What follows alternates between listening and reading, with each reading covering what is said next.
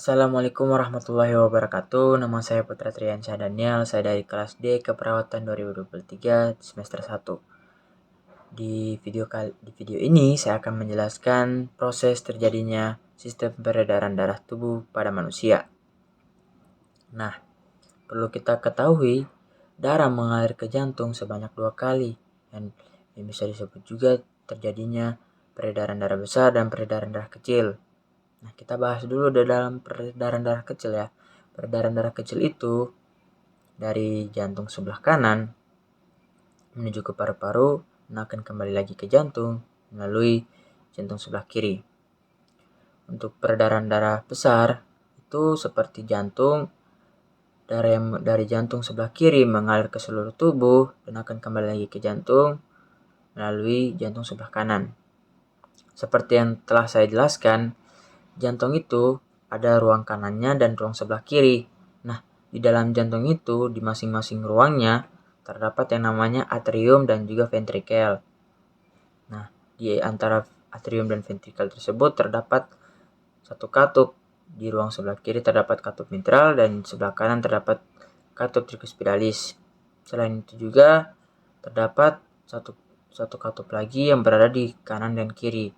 Dan di sebelah kiri terdapat katup aorta dan juga di sebelah kanan terdapat katup pulmonalis.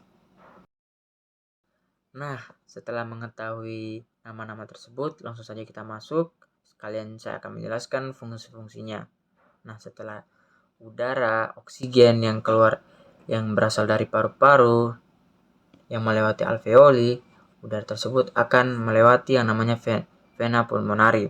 Nah, di vena pulmonari ini udara akan dialirkan ke dalam jantung. Nah, setelah sampainya di jantung, udara tersebut akan sampai ke jantung sebelah kiri, yaitu atrium kiri.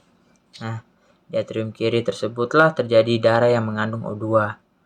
Nah, atrium itu apa sih? Nah, atrium itu adalah rongga penerima darah yang mengandung O2 ataupun CO2.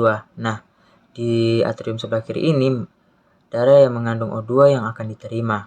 Nah, setelah itu darah yang dari atrium kiri akan dialirkan ke ventrikel kiri melewati sebuah katup. Nah, katup apa sih itu? Katup tersebut disebut dengan katup mitral. Nah, setelah melewati katup mitral, darah tersebut akan sampai ke ventrikel kiri. Nah, apa sih katup mitral dan ventrikel kiri? Nah, katup mitral itu termasuk golongan atrioventrikular atau bisa dibilang sebagai mencegah terjadinya peredaran darah balik dan menjaga darah tersebut mengalir searah. Nah, jika terjadinya peredaran darah balik bagaimana? Nah, akan terjadi yang namanya backflow. Nah, backflow itu akan berupa terjadi pembengkakan atau katup tersebut bermasalah, tidak berfungsi dengan baik, seperti susah terbuka ataupun susah tertutup, yang mengakibatkan manusia tersebut gagal jantung. Nah, kenapa bisa disebut dengan gagal jantung? Karena jantung manusia tersebut akan bekerja lebih keras daripada seperti biasanya. Nah, setelah itu ventrikel kiri. Nah, ventrikel ini berfungsi sebagai penerima darah yang berasal dari atrium kiri. Nah, setelah darah sampai ke ventrikel kiri, darah akan dipompa keluar melewati katup aorta. Katup aorta samanya fungsi dengan katup mitral tadi. Nah, setelah melewati katup aorta, darah tersebut akan dialirkan ke menuju aorta. Nah, setelah sampainya di aorta, darah tersebut akan dialirkan ke seluruh tubuh bagian atas dan juga tubuh bagian bawah. Nah, setelah darah telah dialirkan ke seluruh tubuh, saya akan menjelaskan terlebih dahulu darah yang dialirkan ke bagian tubuh bagian atas. Nah, setelah dari aorta, darah tersebut akan dialirkan ke arteriol. Nah, arteriol ini adalah pembuluh darah paling kecil yang hanya berdiameter 0,5 mm. Nah, arteriol ini memiliki percabangan. Nah, setelah darah tersebut melewati arteriol, telah sampailah darah tersebut ke kapiler, yang dimana darah tersebut akan mengalirkan darah tersebut, darah yang mengandung O2 ke tubuh bagian atas seperti otak.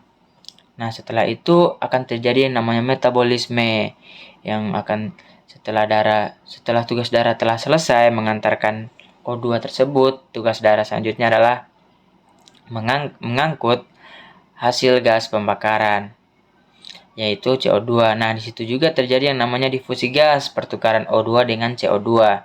Nah, setelah itu darah pun akan keluar melewati yang namanya venula. Venula itu adalah tempat keluarnya darah yang mengandung CO2. Nah, setelah dari venula, darah pun akan dialirkan ke vena cava superior. Vena cava superior berfungsi untuk mengalirkan darah tersebut ke dalam jantung sebelah kanan. Nah, proses terjadinya darah yang mengalir ke seluruh tubuh bagian bawah sama dengan bagian atas. Di bagian bawah tersebut hanya berbeda di vena cavanya saja. Di bagian bawah terdapat vena cava inferior. Fungsinya juga tetap sama, yaitu mengalirkan darah tersebut ke atrium kanan. Nah, setelah darah yang mengandung CO2 telah sampai di atrium kanan, darah tersebut akan dialirkan ke ventrikel melewati sebuah katup, yaitu katup tricuspidalis. Nah, katup ini termasuk golongannya atrioventrikular, sama seperti dengan katup mitral. Nah, setelah melewati katup tersebut, telah sampailah darah tersebut di ventrikel kanan. Nah, setelah di ventrikel kanan, darah tersebut akan dipompa keluar melewati yang namanya katup pulmonari. Nah, katup pulmonari ini berfungsi untuk menyalurkan darah ke arteri pulmonari. Nah, setelah sampainya di arteri pulmonari, darah tersebut akan dialirkan ke paru-paru. Nah, di dalam paru-paru tersebut yang terjadinya yang dinamanya difusi gas juga. Nah, jadi ada dua tempat yang terjadi difusi gas, yaitu di kapiler dan juga di paru-paru. Di kapiler terjadinya pertukaran O2 dengan CO2, di paru-paru terjadinya pertukaran CO2 dengan paru-paru. Nah, sekian penjelasan dari saya tentang proses sistem peredaran darah manusia. Billahi fisabilil haq, fastabiqul khairat. Wassalamualaikum warahmatullahi wabarakatuh.